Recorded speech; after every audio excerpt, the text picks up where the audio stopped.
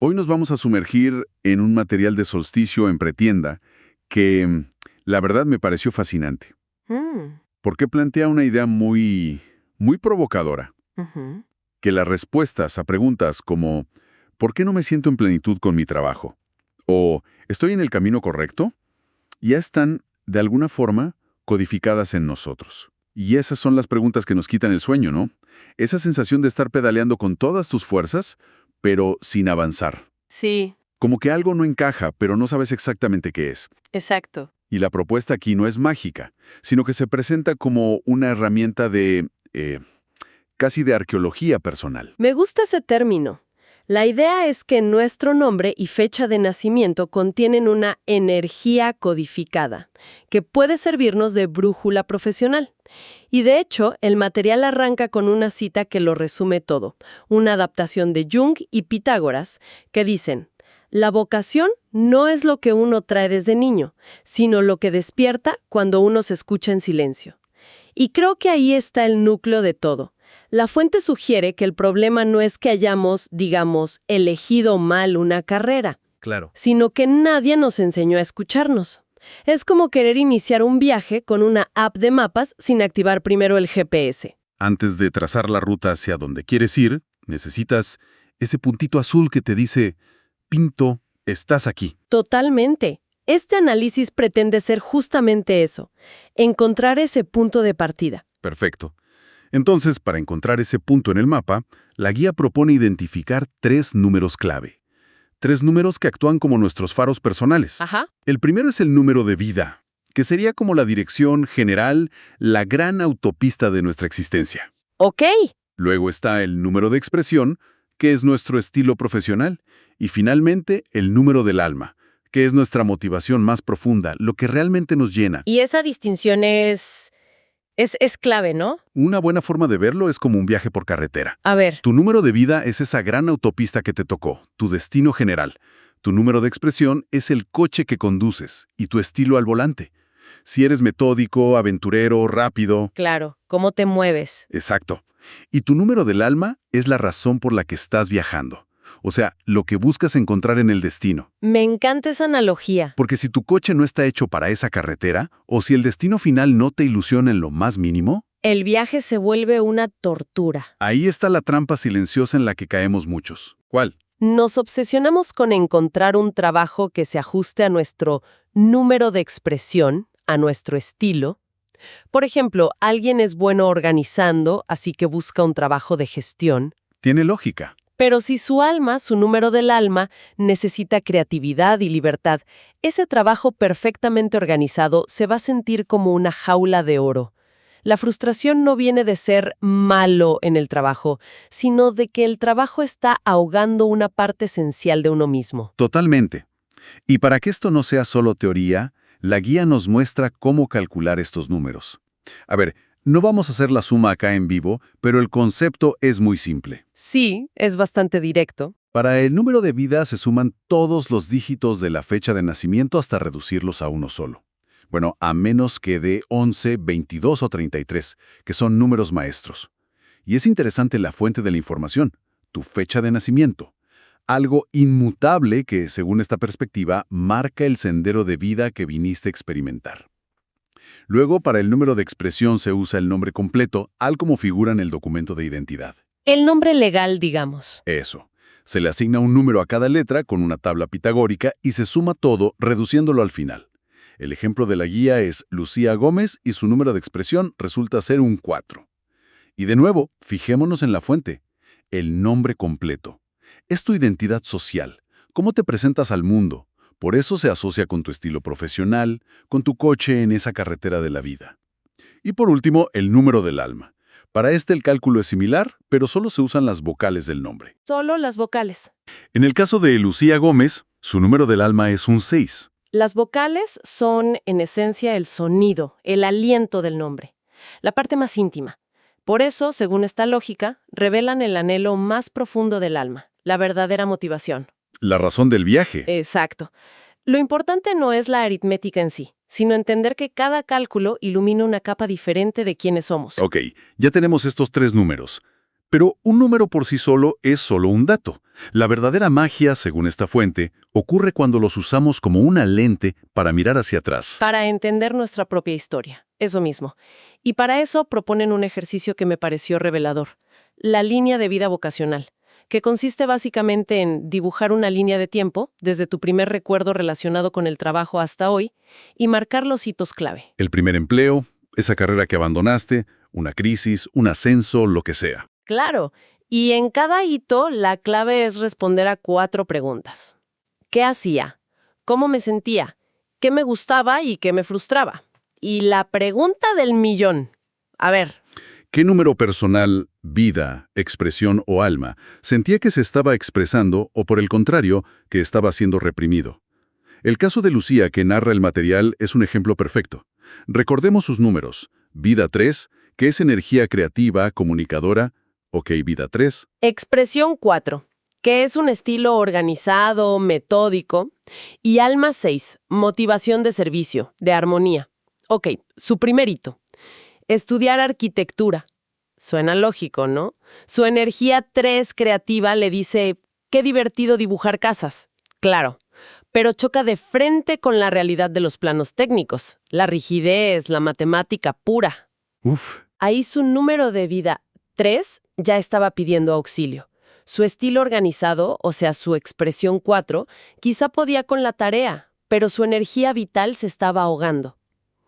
Luego, segundo hito. Trabaja en una agencia de viajes y es feliz. ¿Por qué? Porque está todo el día hablando con gente, creando itinerarios, comunicando. Su energía 3 está en su salsa. Claro. Incluso su alma 6 de servicio se siente satisfecha al ayudar a la gente a planificar el viaje de sus sueños. Pero la necesidad de seguridad o de un camino más convencional la lleva a un tercer hito. Un trabajo corporativo. El clásico. Buen sueldo, estatus, pero el ambiente es rígido, rutinario. Y el cuerpo le pasa factura. El texto dice que se enfermó de estrés. ¡Wow! Ese estrés no era por el trabajo en sí. Era su energía 3 gritando, sácame de esta hoja de cálculo. Es una reacción física a una desalineación energética. Al poner todo eso en una línea, el patrón se vuelve evidente. La guía lo llama una brújula emocional. Te muestra visualmente cuándo estabas navegando con el viento a favor y cuándo remando en contra. Es un ejercicio potente, sin duda. Pero me pregunto si a mucha gente no le costaría identificar qué número estaba reprimido. Suena un poco abstracto la primera vez que lo escuchas. Es una gran pregunta, y creo que la guía lo aborda sutilmente. No se trata de un diagnóstico técnico, sino de conectar con la emoción. La pregunta clave es, ¿cómo me sentía? Ah, ok. Si te sentías atrapado, aburrido, sin vida, es muy probable que una energía de libertad o creatividad, como un 3 o un 5, estuviera reprimida. La brújula es el propio sentimiento, no un análisis intelectual. Entendido. Entonces, una vez que identificas esos patrones, ¿qué haces con esa información? No puedes cambiar el pasado. Ahí es donde entra la siguiente capa de análisis. El material propone que cada número tiene 2 caras, su luz y su sombra, su potencial y su lado oscuro, digamos. Exacto. Lo llama un mapa de potenciales y sombras. El potencial es la cualidad del número en equilibrio, y la sombra es su versión en desbalance, que a menudo usamos para autosabotearnos. Esto es fundamental, porque nos permite entender por qué a veces nuestros mayores talentos se convierten en nuestras peores debilidades. Exacto. Tomemos el número 4 de expresión de Lucía. En su luz, su potencial es la organización, la disciplina, la capacidad de construir sistemas sólidos. Un superpoder.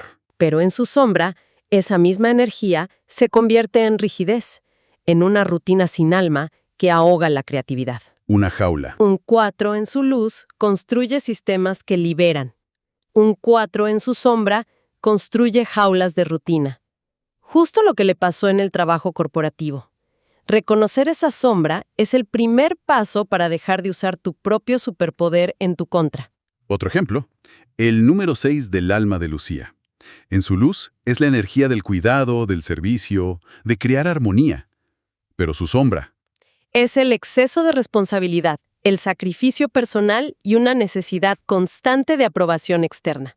O pensemos en un número maestro como el 11. Sí, Su potencial es la visión, la intuición, un liderazgo casi espiritual. pero en su sombra puede caer en la hipersensibilidad, en la confusión, en sentirse abrumado por el mundo. Conocer ambas caras de nuestra energía nos da el poder de elegir cuál alimentar.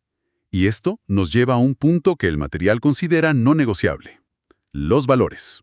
La fuente argumenta que muchísimos bloqueos vocacionales no tienen que ver con la falta de talento, sino con que nuestro entorno laboral está en conflicto directo con nuestros valores más profundos. Cuando eso pasa es como si se apagara un interruptor interno. El malestar no es debilidad. Es, como dice el texto, una alarma de desalineación energética y ética. Me encanta esa frase. Es buenísima. No es que una persona esté mal, es que está en el lugar equivocado para sí misma. Para identificar esto, el ejercicio es muy concreto. La guía presenta una lista de valores: autonomía, creatividad, justicia, libertad, equilibrio, etc. Y te pide que primero marques todos los que resuenen contigo. Luego viene lo difícil. Dejar ir. Tienes que elegir solo 5. Esos 5 son tu núcleo, tus no negociables. Y la reflexión final es brutalmente honesta. ¿Tu trabajo actual respeta estos 5 valores? ¿El camino que quieres tomar los honra? Si la respuesta es no, Ya tienes una pista enorme sobre la fuente de tu frustración. Todo este viaje de introspección, desde los números hasta los valores, culmina en una actividad final que lo sintetiza todo: redactar tu declaración de misión personal. Y el texto es muy enfático en esto. sí. No es un título de trabajo, no es soy abogado o soy diseñadora. Es un manifiesto interno. La respuesta a 3 preguntas fundamentales. ¿Qué ofrezco al mundo? ¿Desde qué energía lo hago? ¿Y para qué o para quiénes? Ajá. De hecho, la guía propone una plantilla para empezar a darle forma. Mi vocación es ofrecer desde mi energía para acompañar, crear, transformar, etc. Es un esqueleto para que lo llenes con tus propios descubrimientos.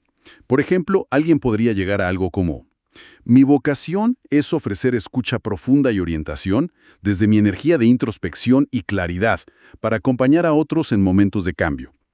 Y luego, esa misma persona puede transformar esa estructura en una frase más personal, más poética, como: estoy acá para guiar con palabras y presencia a quienes buscan claridad en momentos de cambio. ¿Ves la diferencia? Totalmente. Es mucho más potente que decir soy coach. Define el propósito, no la profesión. Y la actividad cierra con una cita que, para mí, resume todo el espíritu de este análisis. Dice: una misión no se inventa, se recuerda. ¡Wow! Todo este recorrido, la numerología, la línea de vida, los valores, no es para crear una nueva identidad, sino para quitar las capas de polvo y recordar la esencia que quizás quedó tapada por las expectativas de otros. O por las decisiones que tomamos desde el deber ser. Exactamente. Al final, la idea central es esa. Conocer estos números y patrones no es para etiquetarse y decir: soy un 3, entonces solo puedo ser artista. No, claro. Es para tener un mapa más claro, un lenguaje para entenderte mejor y a partir de ahí tomar decisiones más auténticas. Es una herramienta para dejar de pelear con uno mismo y empezar a trabajar a tu favor. Lo que nos deja con una pregunta importante para cerrar. La fuente menciona que hay diferentes maneras de tomar decisiones. Algunos eligen lo seguro, lo conocido. La zona de confort. Otros eligen lo que creen que deben hacer por presión familiar o social. Y hay un tercer grupo, los que eligen lo que les entusiasma, aunque todavía no sepan cómo van a lograrlo. Y esa es la reflexión final. Después de hacer todo este análisis de la propia energía, de los potenciales, de las sombras y de los valores más profundos, ¿qué tipo de decisión se siente más coherente tomar ahora? ¿Una basada en la costumbre o en el miedo? ¿O una que, aunque se sienta incierta y de vértigo, resuene con esa misión personal que, como acabamos de decir, no se está inventando, sino apenas empezando a recordar?